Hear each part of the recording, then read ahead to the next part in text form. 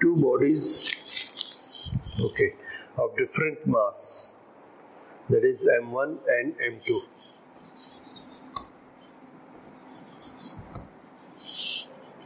are moving with the same kinetic energy K.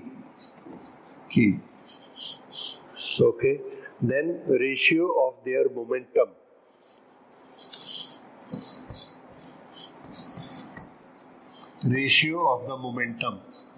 P1 upon P2, okay, is equal to the ratio of following four things. अब इसमें से हमको निकालना है कि इसमें से कौन सा ऑप्शन करेक्ट है. तो ये हमारा क्वेश्चन. दो बॉडी है और दोनों मूव कर रही है, are moving with the same kinetic energy. Velocity का हमको नहीं पता, क्या दिया है, काइनेटिक एनर्जी सेम है. काइनेटिक एनर्जी का फॉर्मूला हमको मालूम है. काइनेटिक एनर्जी कितनी होती है, हाफ mv². तो फर्स्ट केस में देखिए हमारा टारगेट क्या है, P1 अपॉन P2 ये निकालना, और इन चारों में से किससे मैच करता है, पांचों में से इसको निकालना. तो शुरू करते हैं. P1 upon P2, P1 is equal to m1 multiplied by V1, P2 m2 multiplied by V2. Okay, जिसमें m1 m2 गिवन क्वांटिटी है, और जो हमारे पांच आंसर हैं उस पांचों आंसर में मास भी आता है. Mass, square of mass, root of mass, cube root of mass और इनवर्स ऑफ मास. मतलब हमको अपना आंसर मास के टर्म में ही निकालना है, बाकी सारे वेरिएबल हमको गायब कर देने चाहिए. है ही कौन से, V1 और V2. तो V1 और V2 को हमको कन्वर्ट कर देना है किसमें, मास में और K में. K ऊपर आएगा, K नीचे आएगा, और this K numerator denominator cancel हो सकता है, इसलिए हम इसको कन्वर्ट करेंगे K और M में. तो वेलोसिटी को K और M में कैसे कन्वर्ट करते हैं, it is very easy to do it. देखिए, kinetic energy half mv². So v² is equal to 2k upon m. So v², so v is equal to root 2k upon m. ये आ गया. So that we put here. First case में m1 v1, जब हम v1 लेंगे तो पहले particle का k कितना है, k. So this will be 2k. पहले पार्टिकल का m कितना है, m1. ये हो गया m1 v1 to be divided bye m2 v2 को कैसे लिख सकते हैं, सेकेंड पार्टिकल का काइनेटिक एनर्जी k है, so we will write it k divided by m. Second particle का मास m2 है, m2. So this is equal to, इसको अगर हम अंदर लेंगे तो ये स्क्वायर हो जाएगा, ये भी स्क्वायर हो जाएगा. So this will be m1², और एक m1 इससे कैंसिल हो जाएगा. तो ये क्या होगा, रूट 2km1 रूट 2km2.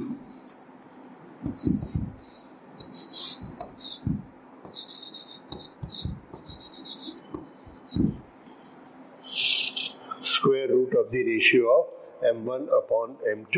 ये क्या आया, P1 अपॉन P2. और अब इस आंसर को आप मिलाकर देखिए, square root of masses.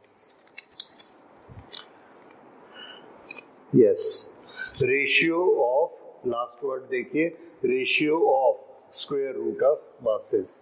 Ratio of square root of masses. This is option number C. So this is how we do it. See this question. It says two bodies of mass 1 kg and 2 kg.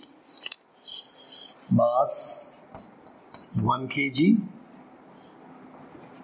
Mass 2 kg. They are applied same force F. Okay. Then what happens? Stopped by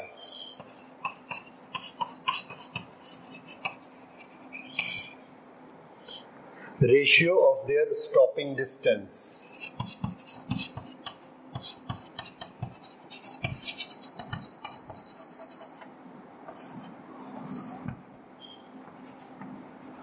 okay, दो motorcycle जा रही है, एक का मास 100, दूसरे का 200, यानी एक का मास 1 kg, दूसरे का 2 kg, डबल मास है। दोनों पे हमने ब्रेक लगाई, ब्रेक लगाने से दोनों पर एक जैसा फोर्स लगा रिटार्डिंग का, तो दोनों खड़ी हो जाएंगी।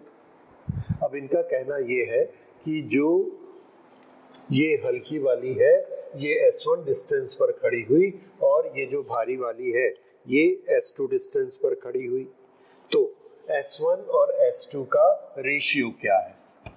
S1 S2 इसका रेशियो क्या है? क्या ये रेशियो में कोई चेंज होगा? दोनों S1 S2 बराबर होंगे या कम ज्यादा होंगे?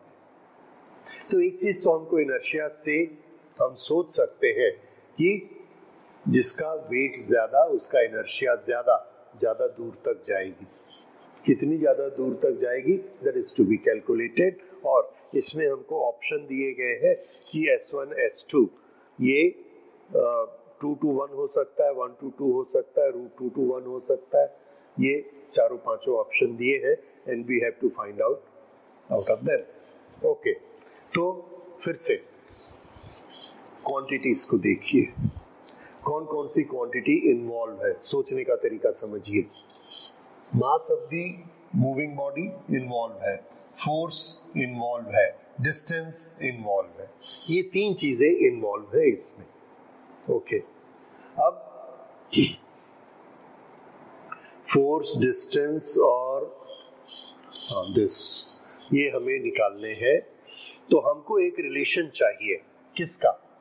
अगर मास चेंज हो रहा है तो डिस्टेंस कैसे चेंज होता है? So what do we want? Relation किसका? M S, या उल्टा कर दो, S का रिलेशन किससे चाहिए? मास से चाहिए ये, और हम बीच में हेल्प किसकी ले सकते हैं? Force, that is constant for both. तो शुरू करते हैं, जो मेरा तरीका है, क्या हमको जो निकालना है वहां से शुरू करिए। S1 upon S2, S1 upon S2, S is what? Distance.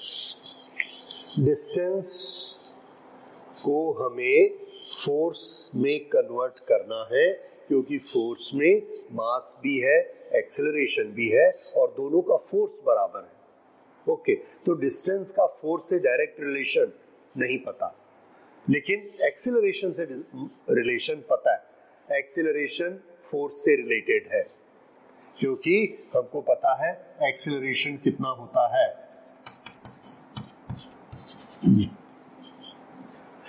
Acceleration S से रिलेटेड है काइनेमेटिक के इक्वेशन में।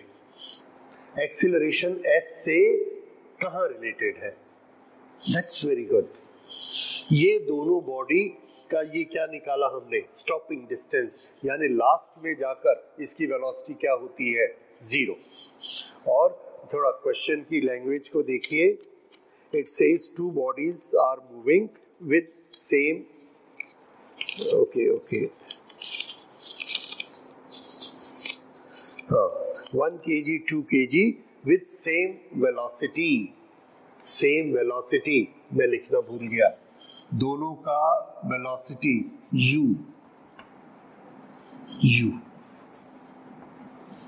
दोनों की फाइनल वेलोसिटी कितनी है? दोनों स्टॉप कर जाएंगे, तो दोनों के लिए v कितना है? 0। तो दोनों u से शुरू करते हैं, दोनों में एक जैसी ब्रेक लगती है, दोनों जाकर रुक जाते हैं, तो दोनों के डिस्टेंस का रेशियो बताओ। ये डिस्टेंस का रेशियो। अब S और m का रिलेशन हमें चाहिए क्योंकि m ही चेंज हो रहा है, बाकी सब कुछ तो एक ही है। किस तरह से ये रिलेशन निकालना, यही बात है। तो देखिए, हमको पता है फोर्स से रिलेटेड, फोर्स सेम है, फोर्स से रिलेटेड कौन होता है, acceleration. Acceleration is F upon m, और एक्सेलरेशन s से कैसे रिलेटेड होता है, थर्ड फॉर्मूला याद करिए। Third formula says that acceleration is equal to v square minus u square upon 2s, या s is equal to 2a। अब v square minus u square upon, okay, इस फॉर्मूले को यहां फिट करते हैं। फाइनल वेलोसिटी क्या थी, 0, तो इसको क्या लिखना है, 0 minus u square upon 2, acceleration force upon mass, F upon m। तो S का फॉर्मूला क्या आया, और ये कैसा फोर्स है, रिटार्डिंग फोर्स है, इसलिए इसके सामने नेगेटिव साइन, नेगेटिव, ये नेगेटिव और ये नेगेटिव कैंसिल हो गए, ये m ऊपर चला गया, तो हमें क्या मिला, m u square upon 2f। ये S का फॉर्मूला। अब फर्स्ट केस में इसको लिखते हैं, मास कितना, m1, u कितना, u स्क्वायर अपॉन 2, फोर्स कितना, F। This is to be divided by S2 में फिर से m कितना, m2, u कितना है, दूसरे का भी same, u square divided by 2, force भी सेम, F। कैंसलेशन कर दीजिए,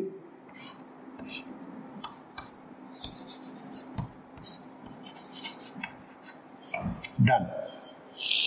You got the answer that the distance of the stopping will be to the ratio of their masses, and ratio of masses is 1:2, 1/2, and this 1/2 is our option number A. So this is how we do it. Thank you. See the next question. It says one moving electron when come closer to another stationary electron. This is stationary electron and this is moving electron. It is coming closer to it. Okay. Its kinetic energy and potential energy. जब ये move कर रहा है इसके पास kinetic energy है और potential energy क्या होती है, फोर्स इनटू डिस्टेंस। ये इसके पास, या इसको हम कह सकते हैं एफ डी एक्स का इंटीग्रेशन, ये इसके पास पोटेंशियल एनर्जी है। जब ये ऐसा मूव करेगा तो हर जगह पर इसकी काइनेटिक एनर्जी और पोटेंशियल एनर्जी चेंज होती जाएगी। ये कैसे चेंज होंगे, तो इसकी जो पोटेंशियल एनर्जी है दो चार्जेस के बीच में, उसका फॉर्मूला हमने डिराइव किया हुआ है, that is 1/4πε0 q1 q2 e square upon distance x। जैसे जैसे ये आगे बढ़ेगा x कम होते जाएगा, x कम होगा, पोटेंशियल एनर्जी इंक्रीज होते जाएगी। यहाँ पर दोनों नेगेटिव चार्ज है, एक दूसरे को रिपेल करते हैं, फोर्स इस तरफ लग रहा है, उस फोर्स के कारण इसकी वेलोसिटी कम होती जाएगी। अगर वेलोसिटी कम होगी तो काइनेटिक एनर्जी कम होगी। और अब आप देख लीजिए हमको क्या ऑप्शन दिए हैं, it's kinetic energy and it's potential energy. इसको देखिए, decrease and increase, decrease and increase, that is option number C. This is the right answer. Please see this question. A bob of mass m accelerate uniformly from rest to V1.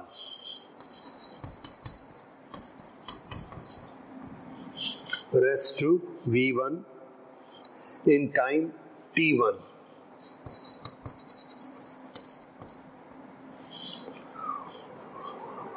Okay. Power delivered to the body is as a function of time. Power, time. Power is a function of time. और ये function क्या होता है ये हमको बताना है, और इसके लिए हमको ये 4 ऑप्शन दिए हैं। और इस ऑप्शन में क्या क्या है? इस ऑप्शन में है मास, वेलोसिटी, इसका मास m है, बॉब का मास, वेलोसिटी, ओके, और t1, 0 से v पहुंचने का टाइम t1। ये 3 क्वांटिटी यूज करके हमको पावर और टाइम, ये टाइम क्या है? This is any time between the two. जो यहाँ से बॉब यहाँ तक गया, यहाँ पर इसकी वेलोसिटी क्या थी? u, यहाँ पर वेलोसिटी क्या हो गई? v1। यहाँ से यहाँ तक का पूरा टाइम कितना लगा? t1।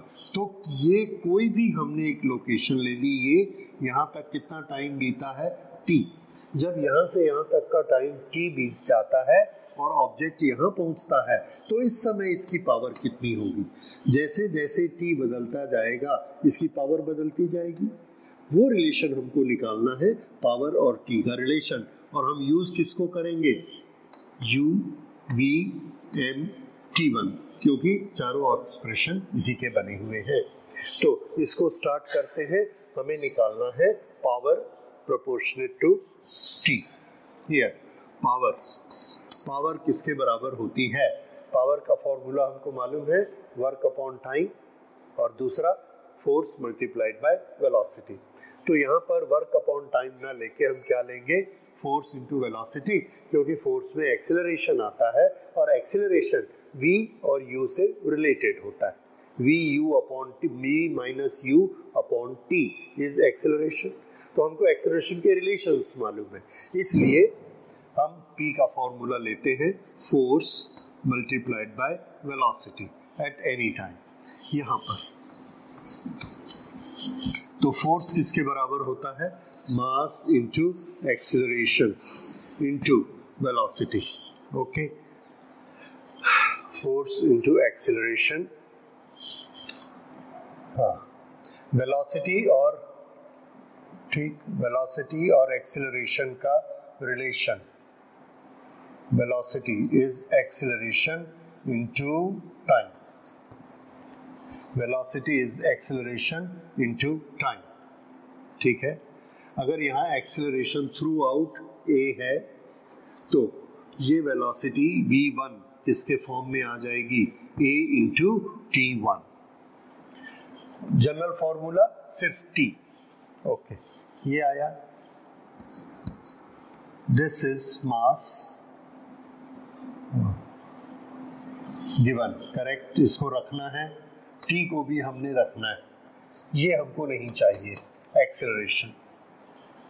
तो एक्सेलरेशन को हम लोग इसमें निकाल सकते हैं। कैसे? एक्सेलरेशन का फॉर्मूला क्या होता है? v minus u upon t। So this is v1 upon t1, so this is m and this is v1 upon t1। 2 बार आया, square into t। This is power। Okay, तो we got it, बस हो गया। So this is how we get it, and do we have an answer like this? Yes, this is answer number D। This is how it is to be done। तो जो quantity आपको निकालनी है उस quantity को पहले लिखिए, उसका फॉर्मूला लिखिए, और इसको चेंज करते जाइए। उसमें 2 चीज़ों का ध्यान रखिए, वो सारी क्वांटिटीज हमको रिमूव करनी है जो आंसर में नहीं है, और उसके ऐसे ऐसे फॉर्मूले याद करने हैं जो आंसर वाली क्वांटिटीज जिसमें हो। जैसे आंसर वाली क्वांटिटी में v है, U है, M है, T है, तो हमने वही सब यूज कर लिए.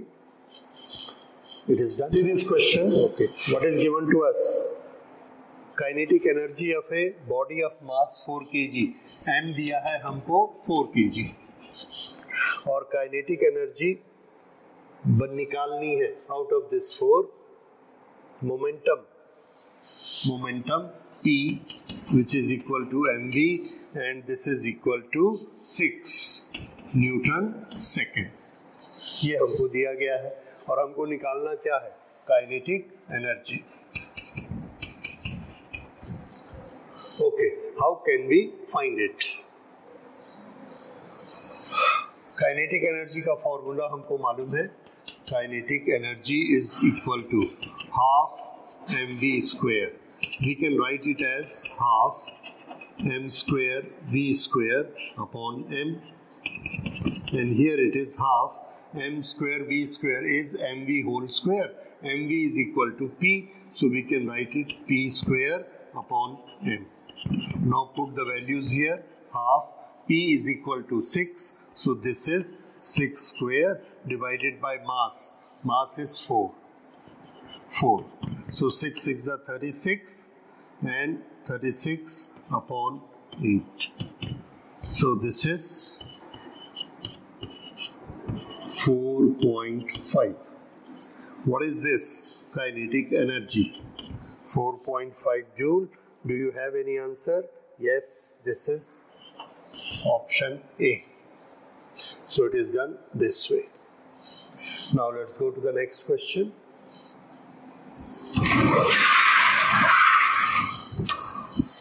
See this question.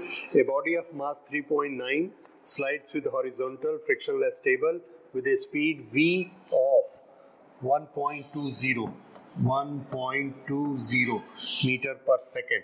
It is brought to rest in compressing the spring, okay, in its path. How much spring is compressed? This is compressed by x, and we have to find the value of x. The force constant K is given 135. So when it is moving, it is having a kinetic energy, and when it is compressed, it stops. When it stops, that means the complete kinetic energy has been converted into potential energy, and when it is compressed. So how much is the kinetic energy it has? It has kinetic energy half mv square. How much is the potential energy it will have? That is half kx square. ये दोनों फॉर्मूले हमको याद होने चाहिए. Okay, so m 3.90 into v 1.20 square is equal to k 135 into x square. x square ये हमें निकालना है, तो इसको ऐसे ही रख लेते हैं. सो this is x square is equal to 3.9 into 1.2 into 1.2. This is to be divided by 135. और फिर उसका रूट निकालने के लिए इसको स्क्वायर रूट कर लेंगे. सो x is equal to root this. This is the value of x, and now we can find it out. ये कितनी हो जाएगी? And it comes to be 0.204 meter, and this is answer number A. So this is how it is done. Thank you. See the next question over here. It says a uniform chain of length L is placed on a smooth horizontal table such that half of its length hangs over one edge. It is released from rest. The velocity with which it will leave the table is given in the 4 options given here. Okay, first let's make a diagram according to this. Here is a table. On this table there is a chain.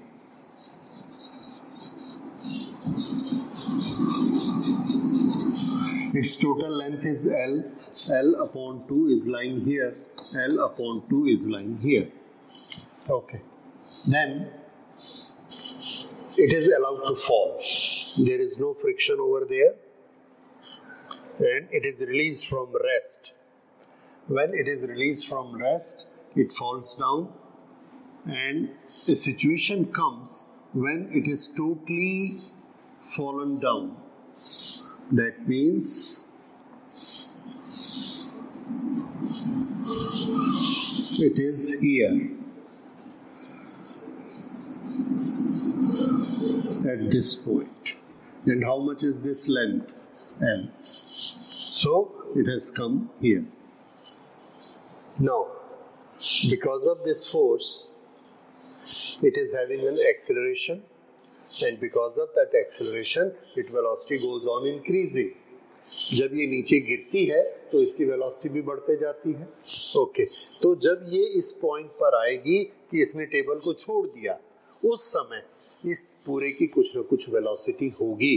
बाद में भले और बढ़ेगी, पर जिस समय इसने table को छोड़ा उस समय इसकी वेलोसिटी कितनी है ये हमको निकालना है. ओके, तो इसको किस तरह से सॉल्व करेंगे?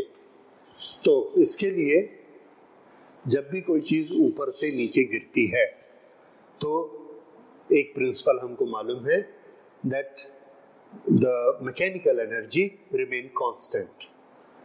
Gravitational mechanical energy remain constant. That means the sum of potential energy and kinetic energy during a fall remain constant. ये सबने किया हुआ है at different locations. That means potential energy and kinetic energy, sum of the two remain constant in this. So we will find out the energy here. The same energy will be here. That is possible. But why we want to find out energy? Because the velocity of anything, velocity of any material is contained in its kinetic energy. That is half mv square. Half mv square has got velocity. That is why we want to go by the energy method. Okay, let's do that. So, what is our principle? Mechanical energy remain constant.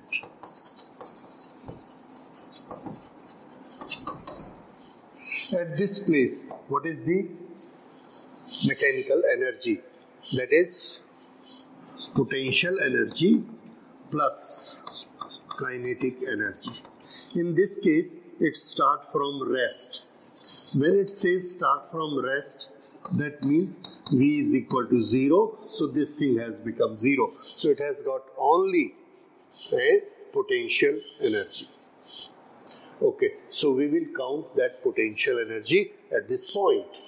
Now only one point to be seen here. जो catch करने का point है वो ये है कि इन दोनों में जो पोटेंशियल एनर्जी है उसमें कितना चेंज हुआ. जो पोटेंशियल एनर्जी का चेंज होगा वो काइनेटिक एनर्जी का चेंज होगा.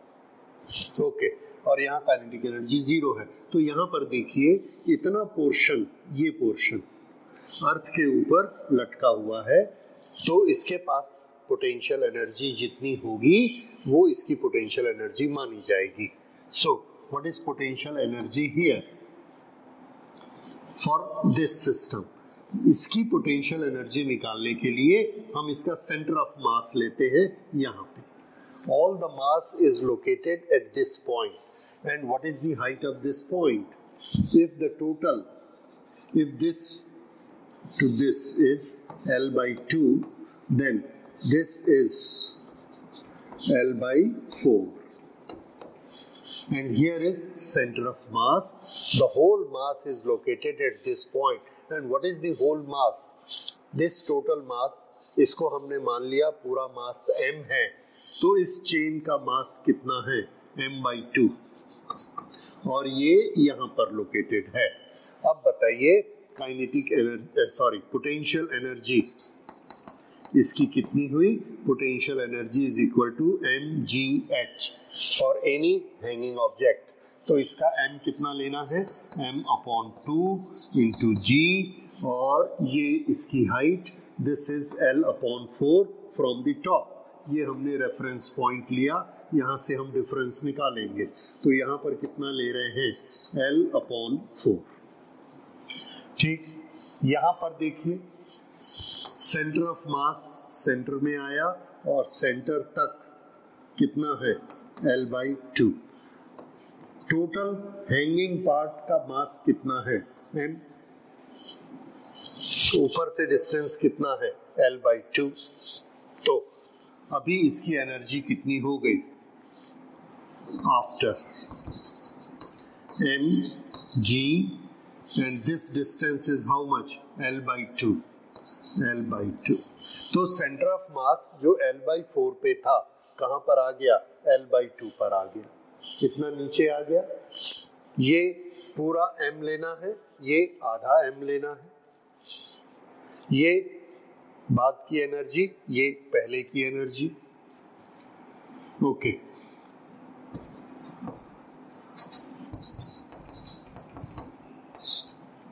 so what is difference of potential energy?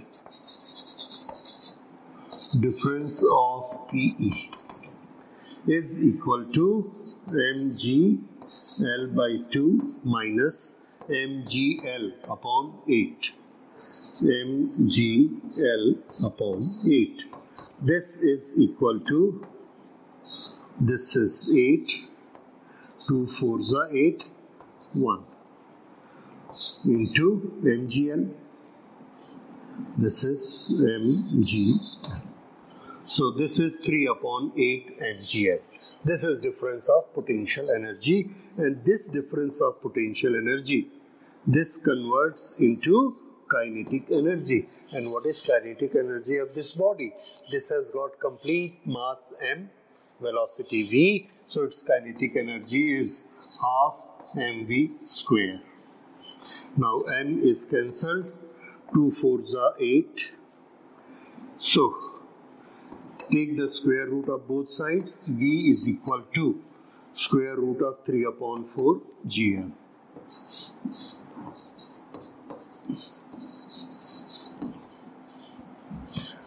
Don't get confused कि mgh में तो नीचे से हमको हाइट लेनी थी। No, we are going for the difference.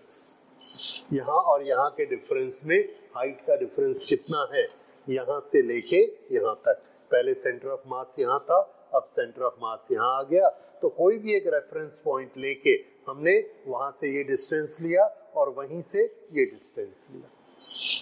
So the difference will come to same, इसलिए ये मेथड बिल्कुल करेक्ट है। So this is how we will take the difference of the two potential energies. इसमें m कम था, इसका m ज्यादा हो गया ऑफ कोर्स, तो डिफरेंस लेने के लिए दोनों को माइनस किया, that difference of potential energy is converted to kinetic energy. So we get this, and here we have this option number A. This is how it is done. Thank you.